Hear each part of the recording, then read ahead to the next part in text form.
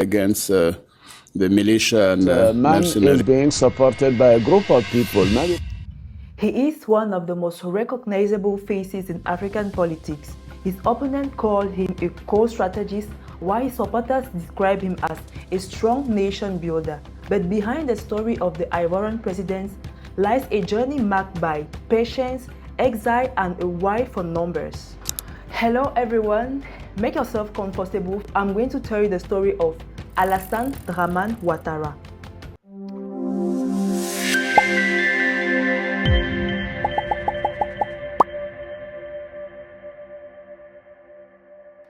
On January 1st, 1942, as Ivory Coast quietly welcomed the new year, a newborn scribe pierced the cold morning air.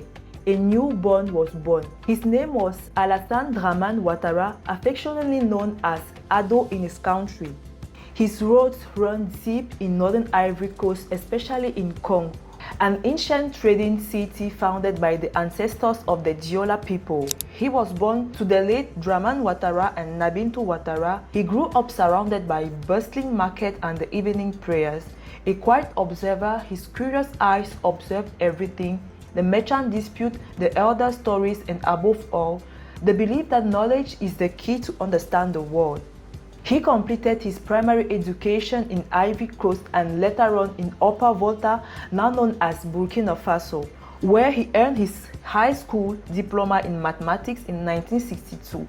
Awarded a U.S. scholarship, he pursued higher education at Drexel Institute of Technology and later on at the University of Pennsylvania in Philadelphia, where he obtained a master's degree in economics in 1967. And in 1972, he earned a Ph.D. degree in economics. In 1968, he joined the International Monetary Fund, where his career proceeded steadily. In 1973, he joined the Central Bank of West African States at Paris. He gradually rose through the ranks, becoming vice governor in 1983. In November 1984, he returned to the EMF, this time around as the director of the African department. This was a strategic position. And in 1988, he became governor of the Central Bank of African States. His career was remarkable, built between Washington, Dakar, and Abidjan. In 1990, at the age of 48, Ouattara left the EMF and the BCEAO to return to Ivory Coast, where President Félix Houphouët-Boigny appointed him as Prime Minister. This step marked the beginning of his political career. Then, on August 24, 1991, he married Dominique Novian in Paris. The ceremony was officiated by his friend Nicolas Sarkozy, then mayor of Neuilly-Cruces. Let's stop for a while to talk about Novian Dominique. Born on December 16, 1953 in Constantine in Algeria, a Franco-Ivorian businesswoman of French origin, she grew up between Algeria and France. After her years of studies, she founded the IC International, a successful real estate company. As First Lady, she became actively involved in humanitarian work through her foundation, Children of Africa, created in 1988 to support children's health and education. She had previously been married to Jean Falourou, a professor in Abidjan, with whom she had two children, Loïc Falourou and Nathalie Falourou, before he died in 1983. On his part, Ouattara had previously been married to an American girl, Barbara Jeanne Davis, with whom she had two children, David Dramane Ouattara and Fanta Catherine Ouattara. Returning to politics as Prime Minister, his role was to rescue an economy in free fall. But before continuing, I will invite you to scan the QR code on your screen or download the link in the description in order to have more stories of this link. Previously, I told you that Ouattara was appointed Prime Minister by the President Houphouët-Boigny and that his entry into politics will mark a political career in the country. Drawing on his EMF background, he implemented shock therapy privatization, public spending cuts, and anti-corruption measures. State finance improved, but social cost was heavy. Massive layoffs, strikes, and widespread of frustration. On December 1993, after the death of Houphouët-Boigny, Ouattara hoped to lead the country. He was around 51 years old. However, Henri Konan Bédié, president of the National Assembly, assumed power according to the constitution. A fierce political struggle followed. His opponent introduced the concept of ivority, which dismissed him from participating to the elections of 1995. Questioning his nationality, this was a political humiliation. Thus, due to this, he was disqualified to the presidency at that time. The same period, Ouattara still returned to the EMF, and this time around he is named Vice Director General. In 1999, a military coup led by Robert Ngué overthrew Bédié. The arguments he put forward were the economic crisis, corruption, government inefficiency, and the need to restore order. The coup was carried out with almost no bloodshed, but after 6 years, Henri Konan Bédié was arrested and sent into exile. Commission for declaring a winner in the country's presidential election.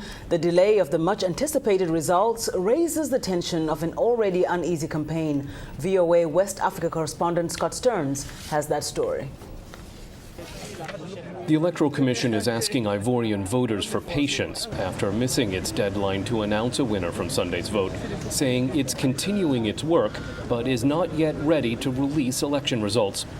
The Commission tried to announce some results but was blocked by Commission members allied with President Laurent Gbagbo, who said those results were not valid because of what it called vote fraud by supporters of former Prime Minister Alassane Ouattara. Ouattara's campaign says that interference shows the president knows he's lost and is trying to keep power by force. Gbagbo campaign director Pascal Nguessan says that's not true. The institutions were suspended while political uncertainty deepened. Ouattara saw it as an opportunity to return, but in 2000 his candidacy was still rejected by the Supreme Court. This rejection was due to his nationality problem. They questioned his parents' nationality, saying they are not purely from Ivory Coast. He went into exile in France while his political parties, the rallies of the Republicans, continued to mobilize supporters in order to form a huge political party. The decisive moment came in 2010 at the age of 68. Ouattara ran against incumbent President Laurent Gbagbo. The Independent Electoral Commission declared him the winner with 51.1% of the vote. However, Gbagbo refused to concede defeat. The president claimed power, each backed by rival administrative and armed forces. The country stood between brinks of collapses. It was President Laurent Gbagbo leading in southern provinces and carrying about 35% of the vote nationwide. Former Prime Minister Alassane Ouattara is winning northern provinces and also has about 35% of the vote so far. Former President Henri Konan Bédié is a close third. He's leading in central provinces and is winning about 27% of the vote. If those trends continue, no one will win an outright majority in this first round, and there'll be a second round of voting November 28th. European Union election observers say they've been excluded from some of the vote counting, but on the whole, European Parliament member Christian Preda says it's been a successful poll for Ivory Coast. From December 2010 to April 2011, Ivory Coast descended into a post-electoral crisis that claimed over 3,000 lives. According to the United Nations and Human Rights Watch, the UN and African Union, ECOWAS, and France under President Nicolas Sarkozy recognized Ouattara as the legitimate president. Tens of thousands of Ivorians out in support at the inauguration of Alassane Ouattara in the capital Yamoussoukro, 6 months after he won the country's presidential election against the former President Laurent Gbagbo, who was ousted from power in a French-led military intervention in April.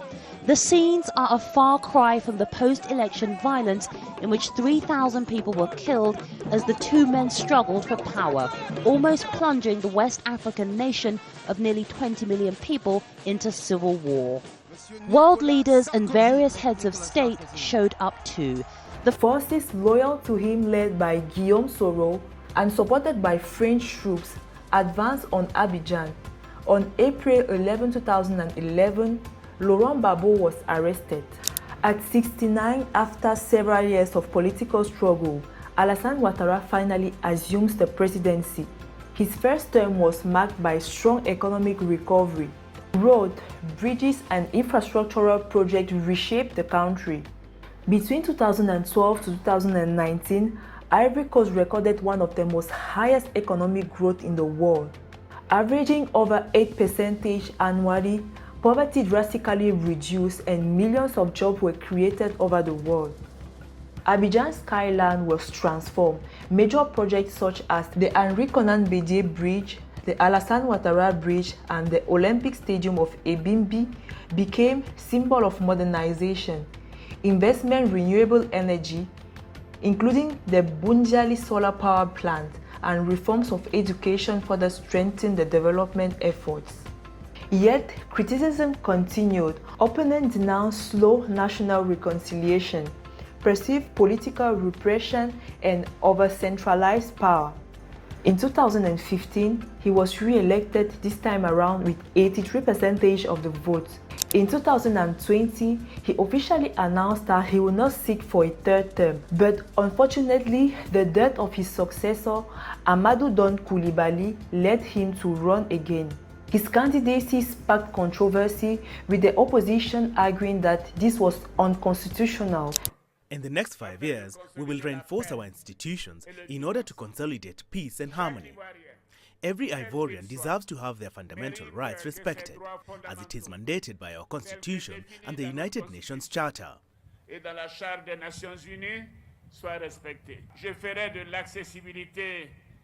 I will ensure that every Ivorian, regardless of their background, economic status, ethnic and geographical origin, can have access to the judicial system without bias and exercise to their rights. Nevertheless, the Constitutional Council accepted his bid. He won with 94.3% of the vote in a boycott marked by violence.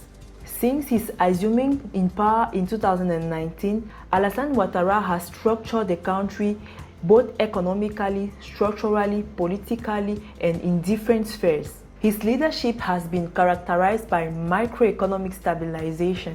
One of the most significant achievements of his presidency have been his economic growth.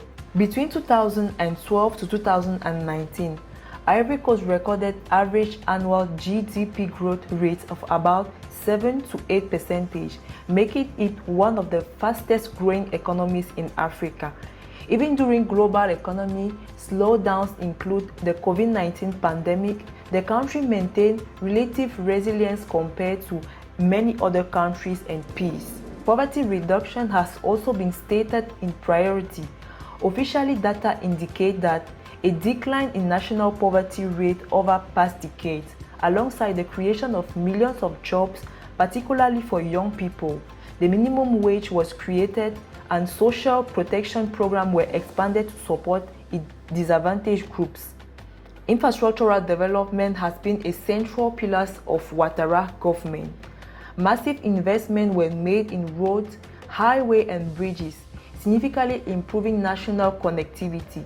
Abidjan, the economic capital, underwent a visible transformation with the construction of many bridges such as the Henri Konan Bédié Bridge and Alassane Ouattara Bridge, easing the congestion and facilitating trade. In the energy sector, the electricity production capacity increased sustainably like the solar central of Bunjali. The national electrification rate rose sharply, particularly in rural areas. Talking about the social sector, important reforms were introduced such as the government expanded access to education through the construction of primary and secondary schools. Talking about the agricultural backbone, the Ivorian economy experienced structural reforms aimed at increasing productivity and local processing. As the world-leading cocoa production, Ivory Coast implemented policies to improve farmers' income and strengthen the value of chain. Production key crops such as the cashew nuts and rice expanded significantly. Talking about the digital sphere, transformation represents another area of progress. The internet penetration increased significantly, mobile phone access expanded, and fiber optic infrastructure was strengthened. On the international stage, Ouattara restored Ivory Coast's diplomatic credibility after years of political instability. The country regained a prominent position within regional organizations, strengthening cooperation with global financial institutions. In the field of sport and culture, major stadiums and sport infrastructure was constructed, renovated, notably in preparation for the African Cup of Nations. Despite the numerous achievements, there is also a mark of controversy in his government. Critics argue that political reconciliation following the 2010 to 2019 crisis has remained incomplete and that democratic space has narrowed over time. Debates surrounding constitutional reforms and subsequent presidential mandate had fueled opposition concern about institutional balance and political exclusiveness. As for 2025, at the age of 83 years old, Ouattara remains at the helm of a transformed Ivory Coast, widely seen as a wedge of economic growth in Africa. Despite the ongoing controversy, he has announced his candidacy for the fourth-term mandate, citing constitutional legacy, national security challenges, and economic stability. Between remarkable achievements and profound controversy, Alassane Ouattara had undeniably reshaped the image of Ivory Coast. But one question remains: is his legacy a story of sustained leadership and development or an excessive concentration of power? What do you think about his legacy and his decision to remain in office? I'm waiting your thoughts in comment. I'm reading you. See you soon and cheers.